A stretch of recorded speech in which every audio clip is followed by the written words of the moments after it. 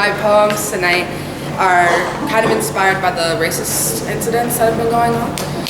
So, this one's called Rise. Come close to the mic. Yeah, They can't hear you. My voice is loud. My heart is louder. My hope sometimes drops to a whisper, a muffled breath when I am once again reminded, loud does not mean heard. My heartbeat is the beatbox hip-hop R&B song reminding me to move my body on rhythm when the hatred violates my soul into a rigid state. It's the strength that enables me to rise from the pain, rise up from the parts of myself and others left and laid down in graves. Rise from summer of 5th grade, sometimes in my head on replay, my golden brown skin simply existing in the driveway was too loud and too black and not enough slave for the middle-aged white man who called me nigga. Didn't see the sunshine in my face or the childhood bliss in my eyes, but he saw all this brownness and boldness didn't know its place. Made me realize that in this body, I would always be an entity to hate that this much brown and this loud mouth would be too much for some to take.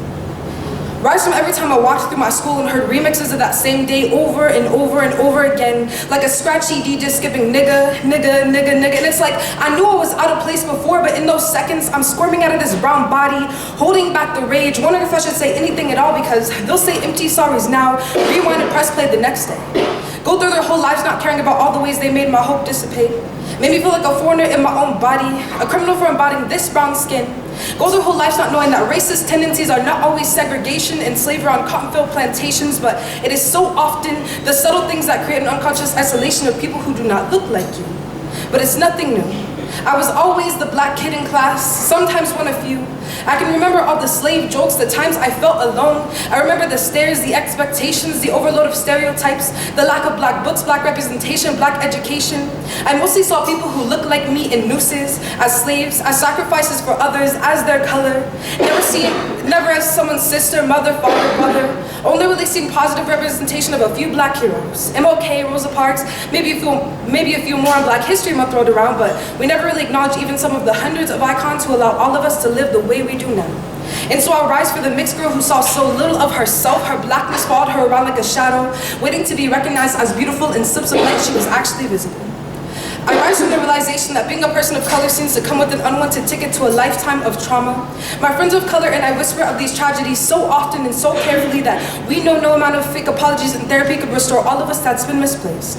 The PTSD of knowing so often safety and brown skin cannot even be in the same sentence. That validation and brown skin cannot even be in the same sentence. That important and brown skin cannot even be in the same sentence, cannot even be mentioned, because to others, these won't simply translate to sensitivity, to exaggeration, to the phrases, racism doesn't exist now, let it go, slavery was years ago, you people are always complaining about something, you black women are always mad.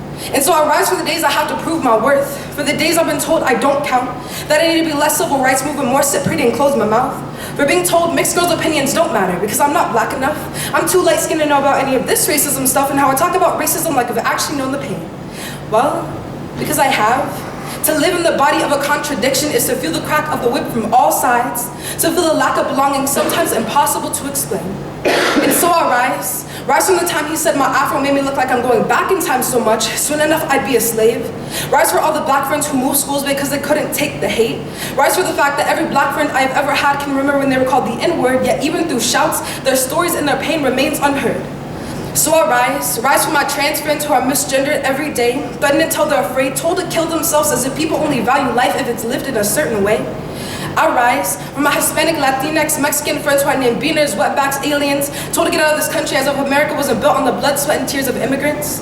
I rise for my Native American friends who are only remembered in the pages of history books with half-truths but forgotten the next. Forgotten every time Columbus Day rolls around, forgotten when we lie about how America was found, forgotten every time we don't acknowledge how we stand on stolen land. So I rise for the couples, for the people beaten, killed, and harassed for simply being gay. I rise for the Middle Easterns, for the Muslims addressed as terrorists before their names. I rise for the women still degraded to their shape, still getting paid less, value less, treated as less despite all the progress. I rise for the men told to grow up hair to never shed a tear, to hold in their emotions and fears because they're taught to be a man is to not be a woman. I rise For the students who feel afraid, who feel unsafe, who worry about today being the day because schools have become less of a safe space and more violence and hatred takes place. For those who don't feel like they matter because we enter school as kids and we leave as statistics, as test scores, as numbers.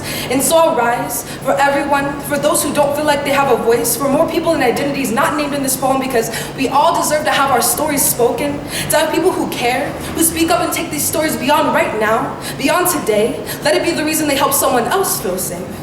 And so I'll rise, I'll keep my voice loud and steady, grab onto it when it shakes, I'll keep my heart loud and steady, even when it wants to break. I'll pick up my hope, I'll feel the pulse of my heartbeat and let it be the reason I continue to breathe when I am paralyzed by hate.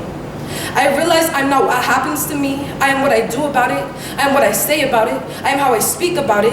I rise from the ashes of the parts of myself and others they try to destroy, and I want you to rise. Rise for those who look like you, for those who don't. Rise from the times you felt alone. Rise from your hardest moments, the times you felt broken. Rise from the stereotypes. Rise from what society thinks is right. Rise from the complacency. Rise from the mob mentality. Rise from the fear. Rise for the 11-year-old me with the broken heart. Rise for the innocent bodies robbed of life. Rise for those who don't yet know they need someone to rise for them. Rise for the past, for the future, for now. Rise above, rise above, rise above, rise up. Hold out your hand and open your heart to the world. Rise to keep someone else from falling. Thank you.